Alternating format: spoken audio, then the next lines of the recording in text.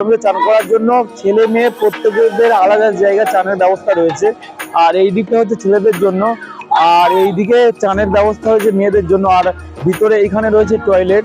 তো আর এখানে আমরা যদি কেউ স্নান করেন তো এর ভিতরে কেউ শ্যাম্পু সাবান বা এগুলো মারতে পারবেন না। তো মারলে আপনাদের থেকে 500 টাকা ফাইন নেওয়া হবে। জল ফুটছে এখানে, তো এখানে ভাত দিলে হয়তো ভাতও ফোটে। তো যাই হোক, এই জায়গাটা দেখুন, জল ফুটছে এখানে। আমার নাম হচ্ছে তাপস চৌধুরী, আমি বক্রেশ্বর মন্দিরের পুরোহিত। এখানে বক্রেশ্বর শিবের মন্দির আর পীঠস্থান মায়ের মন্দির, এখানে মায়ের গুরু মধ্যটা পড়েছে এখানে। আচ্ছা। আর এখানে মকর সংক্রান্তি উপলক্ষে প্রচণ্ড ভিড় হয়, মানুষ দূর দূরান্তে আসে, বাবার মাথায় জল ঢালে, মাকে পুজো দেয়। এখানে সবাই বক্রেশ্বর গরম জলে চান টান করে এত মন্দিরে পুজো দিয়ে বাড়ির উদ্দেশ্যে রওনা দেয়। আচ্ছা আচ্ছা। তো ঘড়ির কাঁটায় এখন বাজে প্রায় 11:30, আর আমরা পৌঁছে গিয়েছি বক্রেশ্বরে। আর আমাদের এখানে পার্কিং এ বাস রয়েছে, তো এখানে আমাদের রান্না হবে, খাওয়া দাওয়া হবে। আর আমরা এখন যাব স্নান করার উদ্দেশ্যে গরম জলে। তো সবকিছু আমাদেরকে দেখাবো, তো দেখতে থাকুন। তো আমরা বক্রেশ্বরের ভিতরে প্রবেশ করেছি। তো এই দিক দিয়ে আমরা ঢুকেছি, আর এই সাইডে দেখা পাচ্ছেন এইদিকেই টিকিট কাটার জায়গা। তো এখান থেকে জনপ্রতি 5 টাকা করে টিকিট মূল্য আছে। তো এখান থেকে টিকিট কেটে নিতে পারেন, আর এই দিক থেকে টিকিট দেখে ভিতরে ঢুকতে হবে। তো টিকিট কাটা হয়ে গেছে, চলুন ভিতরের দিকে যাওয়া যাক।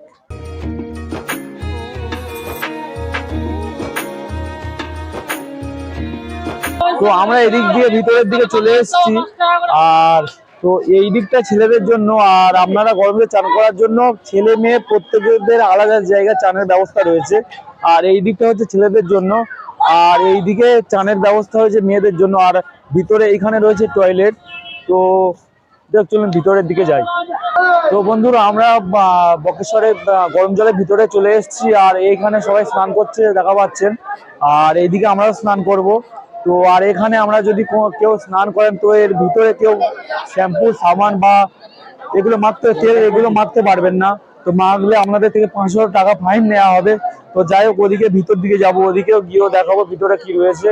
তো যাই হোক বন্ধুরা, আমরা ওদিক দিয়ে চলে এলাম। আর এই দিকটা হচ্ছে আপনার স্নান করা যায়, আর এই দিকে পিছনটায় দেখা পাচ্ছেন এখানে, তো এই জায়গাটায় স্নান করা যায় না, টোটালি বন্ধ আছে। এখানে ধোঁয়া উঠছে এদিকটায়, আর ওদিকে দেখা পাচ্ছেন ওদিকটায় সবাই চালও দিয়েছে, তো ধোঁয়া উঠছে দেখা পাচ্ছেন। তো আর এখানে স্নান পান কেউ করতে পারে না, আর টোটালি বন্ধ আছে এদিকটায়। তো আমাদের স্নান করা হয়ে গিয়েছে। তো আপনারা যখন প্রথমে জলে পা দেবেন না, তখন পায়ে একদম ছ্যাঁকা দিয়ে উঠবে। তো তারপর মোটামুটি সেরকম একটা গরম লাগবে না। তো কিছুক্ষণ বসে থাকার পরে ঠান্ডায় লাগবে, আর উঠে আসার সময় তো একদম বলতেই হবে না, ভালোই ঠান্ডা লাগবে। তো আর বন্ধুরা, আপনারা অবশ্যই কমেন্ট করে আমাকে জানাবেন যে এই যে বক্রেশ্বরের উষ্ণ প্রশমন, এটা কৃত্রিমভাবে তৈরি হয়েছে নাকি প্রাকৃতিকভাবে সৃষ্টি। তো অবশ্যই আপনারা এটাই কমেন্ট করে আমাকে জানাবেন। আর যাদের এই বীরভূমের বক্রেশ্বরের কাছে বাড়ি রয়েছে, তো তারা অবশ্যই আমাকে কমেন্ট করবেন এই বিষয়টায়। আপনারা এই জায়গাটা দেখুন যে জল ফুটছে এখানে। তো এখানে ভাত দিলে হয়তো ভাতও ফোটে। তো যাই হোক, এই জায়গাটা দেখুন, জল ফুটছে এখানে। তো কতটাই গরম জল হবে আপনারা খালি দেখুন এই জায়গাটা। বন্ধুরা, এই হচ্ছে ভিতরে মন্দির এই দিকটা, আর এই দিক দিয়ে আপনাদেরকে ভিতরের দিকে যেতে হবে। তো গেলে মন্দির দর্শন করতে পারবেন। আর মোটামুটি ভিতরে শিব পার্বতীর মন্দির রয়েছে। আর আমি এখানে পুজো দিয়েছি, তো একজন পান্ডার সাথে আপনাদেরকে কথা বলাবো যে এখানে পুজো দিতে গেলে কত কি খরচ লাগে, তো সবকিছু আমি জানাবো। তো চলুন বন্ধুরা, এই ঠাকুরমশাইয়ের সাথে আপনাদেরকে কথা বলাবো। তো ঠাকুরমশাই, আপনার নাম? আমার নাম হচ্ছে তাপস চৌধুরী, আমি বক্রেশ্বর মন্দিরের পুরোহিত। এখানে বক্রেশ্বর শিবের মন্দির আর পীঠস্থান মায়ের মন্দির, এখানে মায়ের গুরু মধ্যটা পড়েছে এখানে। আচ্ছা। আর এখানে মকর সংক্রান্তি উপলক্ষে প্রচণ্ড ভিড় হয়, মানুষ দূর দূরান্তে আসে, বাবার মাথায় জল ঢালে, মাকে পুজো দেয়। এখানে সবাই বক্রেশ্বর গরম জলে চান টান করে এত মন্দিরে পুজো দিয়ে বাড়ির উদ্দেশ্যে রওনা দেয়। আচ্ছা আচ্ছা। তো এখানে যদি কেউ পুজো দিতে চায় তো কিরকম কি টাকা খরচ লাগে, বা কিরকম ভাবে প্রসাদ দেন? এখানে এলে পরে এখানে পুজো দোকান আছে, যার যেটা ক্ষমতা পুজো এখান থেকে কিনে নেয়। যার যেমন ক্ষমতা দক্ষিণা দেয়, কোনো জোরের ব্যাপার নেই, বাধ্যবাধকতার কোনো ব্যাপার নেই। এখানে যখন খুশি আসতে পারেন, এসে নিজে হাতে বাবাকে পুজো দেবেন, বাবাকে জল চাওয়াবেন, পুজো করবেন, নিজের ইচ্ছা মতো দক্ষিণা দেবেন। আচ্ছা আচ্ছা। আর ভিতরে কোন ঠাকুরের মানে কি মন্দিরে কি ঠাকুর রয়েছে? এখানে বক্রেশ্বর শিবের আছে, এখানে বক্রেশ্বর শিব। আচ্ছা। পাশে সতীপীঠ মায়ের মন্দির, মা মহিষমর্দিনী রূপে এখানে মা বিজাতা। আচ্ছা আচ্ছা। আর আপনার ফোন নাম্বারটা যদি কেউ এখানে এসে আপনার সাথে যোগাযোগ করতে চায় তো এখানে এলে আপনার ফোন নাম্বারটা বলে দিন। হ্যাঁ, আমার এখানে ফোন নাম্বার আছে 9933549430। আরেকবার নাম্বারটা রিপিট করে দিন। 9933549430। আচ্ছা বক্রেশ্বর মন্দিরে আমি পুরোহিত। আচ্ছা আচ্ছা। তো বন্ধুরা, আমার দেখলেন যে আমি ঠাকুরমশাইয়ের সাথে কথা বললাম, আর আমি স্ক্রিনে নাম্বারটা দিয়ে দেবো, তো আপনারা চাইলে যোগাযোগ করতে পারেন। তো যাই গিয়ে ভিতরটা দেখি, তারপর আপনাদের সাথে কথা বলছি। তো বন্ধুরা, আমরা পুজো দিয়েছিলাম, তো এই ঠাকুরমশাইয়ের কাছে পুজো দিয়েছিলাম, তো আমাদেরকে এটাই প্রসাদ দিচ্ছে, এই কোয়ালিটির ভেতর প্যাঁড়া রয়েছে, আর মোটামুটি খুব সুন্দর লাগলো এখানে এসে। তো আপনারাও ভিডিওর মাধ্যমে সবকিছুই দেখাবো।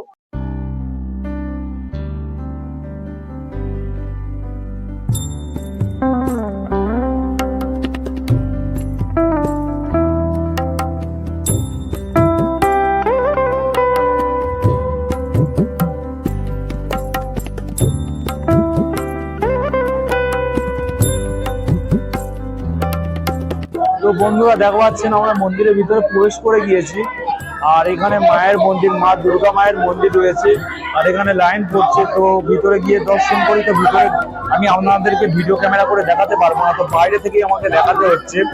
তো যাই হোক, আমি দেখাচ্ছি, আমরা দেখতে পাবো।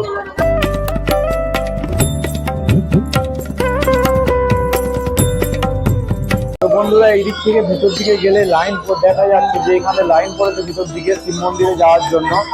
আর আমি আপনাদেরকে লাইনটা দেখাচ্ছি। দেখুন ভিতরে শিব মন্দিরের লাইনটা এরকম পড়েছে।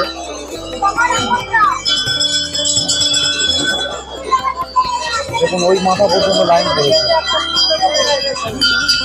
আর এই মন্দিরের চূড়া দেখা পাচ্ছে। তো বন্ধুরা, এই দেখা পাচ্ছেন পিছনে নন্দী মহারাজ বসে রয়েছেন, আর একদম আমাদের পিছনটায় মন্দির রয়েছে। তো মন্দিরটাকে আপনাদেরকে দেখাবো। দেখুন ভেতরে শিবলিঙ্গ, আর লাইন তো অনেক পড়েছে, আর এখান দিয়ে আমি আপনাদেরকে দেখাচ্ছি। তো এখান থেকে দেখে নিন ভিতরের লাইনটা দেখুন।